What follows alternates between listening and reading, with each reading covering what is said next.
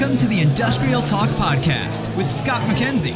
Scott is a passionate industry professional dedicated to transferring cutting-edge, industry-focused innovations and trends while highlighting the men and women who keep the world moving. So put on your hard hat, grab your work boots, and let's go. All right, once again, welcome to Industrial Talk. Thank you very much for joining this platform and supporting this platform. Each and every day, we celebrate industry professionals all around the world. You are bold, brave, you dare greatly, you innovate, you collaborate, you're solving today's problems, and you're making the world a better place. That's why we celebrate you on Industrial Talk.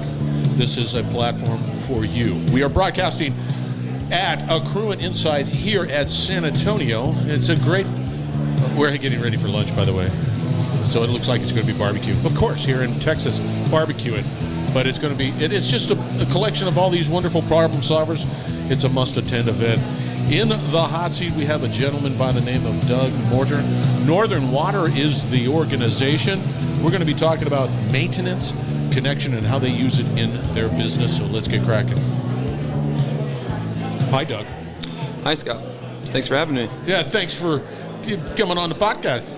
It's always, I always have a great conversation with, I love water. It's an important industry. Makes up, 80% of our human bodies. Yeah, see, it is. It's important.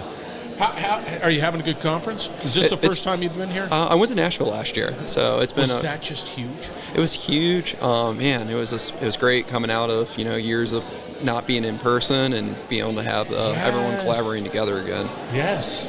So you're working with or collaborating with individuals that are in maintenance connection. Are you getting the latest and greatest and scoop on what's happening? It's wonderful because there's so much customization that can happen in maintenance connection. A lot of software is really locked out because things typically break when you give your users quite a bit of customization. So it's a great thing about where you can just hop in maintenance connection, customize your reports, break things, and revert back if needed. So I really appreciate the flexibility because it allows it to. We have some unique customers and how we serve. Tell us a little bit about who you are and your background, and a little bit about Northern Water and what that's all about. Great. Yeah, been at Northern Water for about 4.5 years. I was in the operation division before coming on as an administrator for maintenance connection. Northern Water is a water utility in Colorado. We're on both sides of the Continental Divide. We serve water to 1.3 million end users and the 5th largest prolific agriculture county in the U.S. So the other 4 in California ahead of it. And Northern Water is a Bureau of Reclamation project that we're contracted to run, and it takes water that fell west of the Continental Divide, stores in lakes and reservoirs out there, and then there's a tunnel that runs underneath Rocky Mountain National Park that's 13.1 miles long. Is it really? Oh, that's cool. I'm sorry, I'll geek out on that engineering stuff. I was like, check it out. Built in the 1940s. They concurrently drilled it from both sides of the mountain and met in the middle, and they were off by half the width of a penny when they met. Oh, because that was going to be the natural question is like, how do they do that? Yeah, how do they met? This is before GPS, I know. Modern, GPS or other technologies. I don't know how they do that. Now, I heard on a recent boat tour, I still will be a tourist in my own town, and they said that they used a mirror. So as they were heading down, 6 miles in, they make sure that they could still see light in the mirror, and then it was lined up correctly. I have no idea what you just said. Yeah. Something about mirror and lights. Mm-hmm. That is amazing. So Northern Water, we convey water from west of the Continental Divide because you have about 80% of the people live where 20% of the rainfall occurs in Colorado. So we have these large intermountain diversion projects. And so we're conveying raw water, snowmelt, reservoirs. Our biggest reservoir is up in the mountains. So we keep a lot of track of how much snow is up there and make sure our reservoirs can refill each spring. Divert that water over to east of the Continental Divide, and through a series of pipelines and canal systems, we get it to the water municipalities so they can treat, or to the agriculture, and quite a bit of industry users as well, oil and gas, etc. it's drinkable water too, right? So it still needs to be finished or polished by the water treatment plants, but we deliver a high quality of water since it's coming from snowpack. Quite a bit better than some of the groundwater that's available in the Front Range. And it's really changed some of the communities where they were dependent upon groundwater before. That was very hard and had a lot of treatment. And then when we ran pipelines all the way out to eastern Colorado, like Fort Morgan, they've gone from, I had one story where they had to clean their shower heads every couple of days to get all the scale out of them. Yeah. They were going to grocery stores to pick up their drinking water. Then when the pipeline went in, they turned into a normal town. No way. Now, the stat that just sort of blew my mind, and I think it was you're saying 80% of the population lives in 30% of the...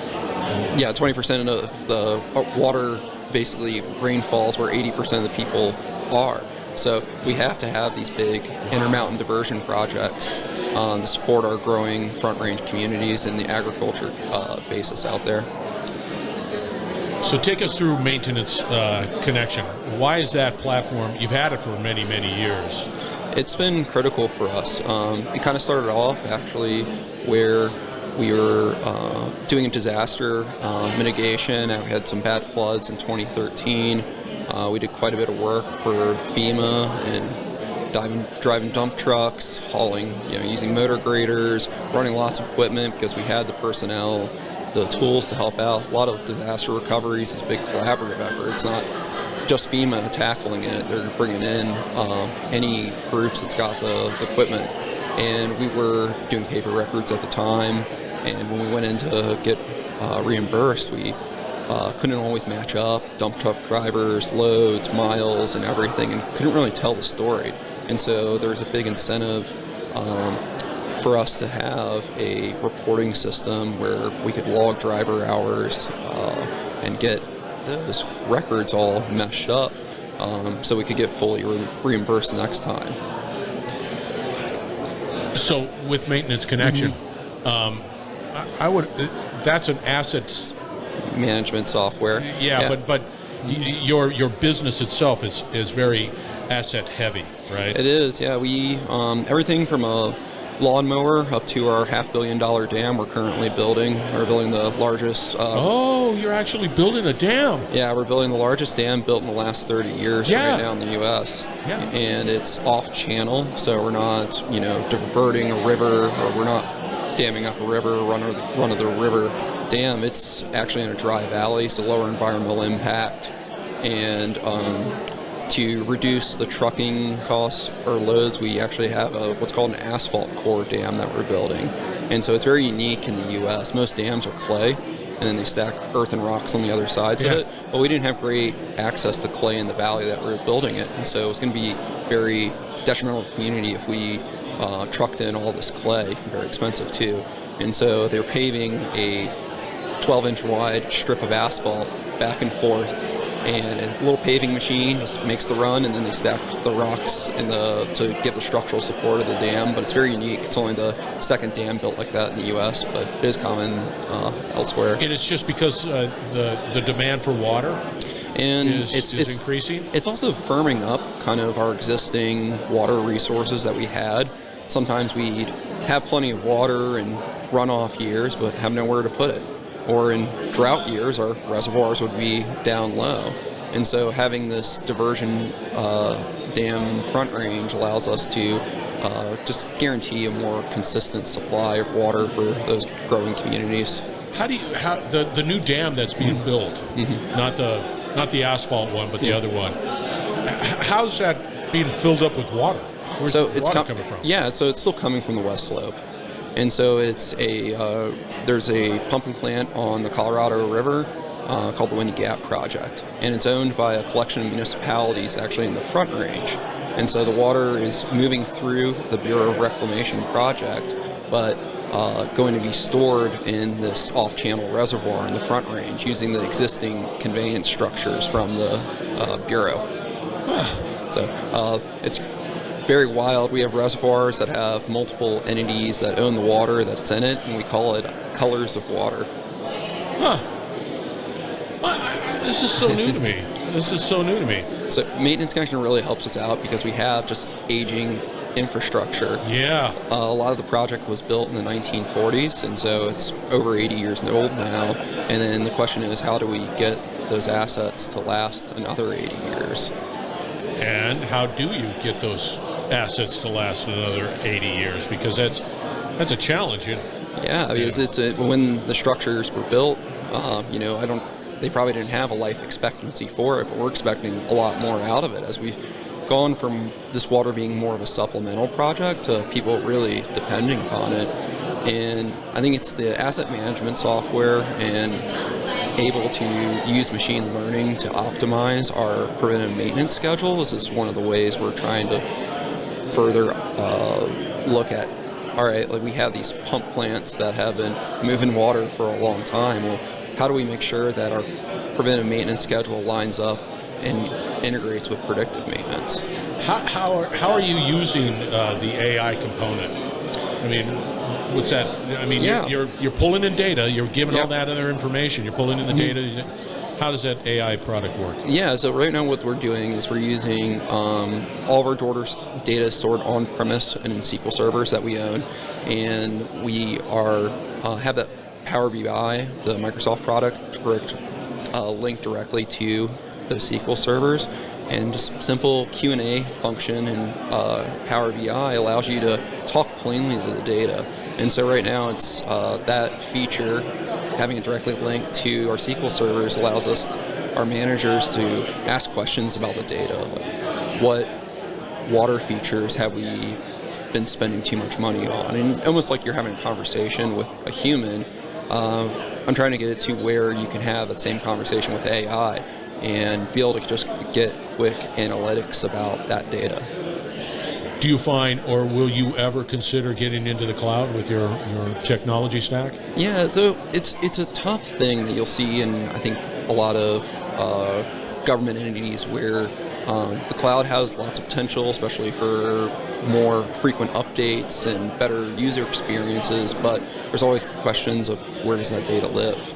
And having the potential for data to live in, maybe areas of foreign entities of concern is an issue. So I think as the cloud matures and we can, be more certain that it meets those requirements for governments, then I think we'll migrate that way. Because the way I look at the cloud, I think it's going to eventually, everybody's going to be in the cloud in some way, shape, or form. It just is. It's going to happen. And then I look at it this way. If I was Microsoft, I can't afford any type of breach or any type of shenanigans going on there. That's just not good for business. And that just sort of, and so I find personally that much of the cloud solutions, the big ones, they're heavily invested in the security of that information. And I think what we're going to find is like we're going to have it on our roadmap to get on the cloud, because otherwise we're going to fall behind. And it's interesting, it's not like we're competing against other utilities or anything, but what it ultimately means is we could fall behind in delivering secure, high-quality water to our customers if we're not able to maintain this infrastructure, because we have numerous single points of failure, and we can't fail. I mean, we're like the airlines. I mean, you have to run a maintenance program that prevents any chance of failure. Where do you see it going? What's the future hold for you? I think it's being able to interact with our assets and maintain them with more efficient AI-driven work order management, because we're going to be going into labor crunches and tightening labor markets. Yeah, you're right about that. And as a water utility, it's not on the top of probably every high school senior graduating's radar of getting into. And I think we're going to have more stringent responsibilities, especially with kind of more wildfires that we have in our area and our responsibilities of source water protection. So we need to be using our maintenance tools to just be very efficient and make sure that we're always delivering that water. Well, I got to tell you, man, I thoroughly enjoyed this conversation. If somebody says, hey, I'm interested in maintenance connection, I want to collaborate with somebody that actually uses it, how would they get a hold of you? Reach out to Northern Water, and we'll get a hold of me there. Northern Water. Are you out on LinkedIn? No. So Northern Water. We'll have a connection for Northern Water for our friend Doug. All right. We're going to wrap it up on the other side. Thank you very much. We're once again broadcasting from Accruent Insights. We are here in San Antonio, Texas, and it is a buzz of people who like to solve challenges like Doug. Doug is... You need to reach out to this guy. All right, we're going to wrap it up on the other side. Stay tuned. We will be right back. You're listening to the Industrial Talk Podcast Network.